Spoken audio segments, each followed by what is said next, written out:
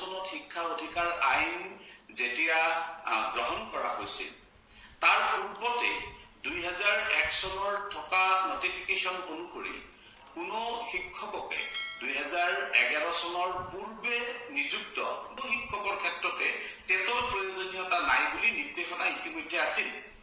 কিন্তু কি কাৰণত এই মহামান্য আদালতে এনে ধৰণৰ ৰায় এটা প্ৰদান কৰি দেশৰ সকলো শিক্ষকৰ বাবে এটা সন্ত্ৰাসিত অৱস্থাৰ সৃষ্টি কৰিছে, এয়া অত্যন্ত গভীৰ বিষয়, উদ্বেগৰ বিষয়। আজিৰ পৰা 10 বছৰ পিছত হয়তো সেই নীতিৰ সলনি হ'ব পাৰে। সেই নীতি সলনি হলে এনেকুৱা কথা হ'ব নেকি যে টেটৰ দ্বাৰা নিযুক্ত শিক্ষকসকলেও আকৌ তেনেধৰণৰ কোনো পৰীক্ষাত অৱতীৰ্ণ হ'ব লাগিব? গতিকে এই কথাটো নিশ্চিতভাৱে এটা হিতৰ বিপৰীতে যোৱা সিদ্ধান্ত।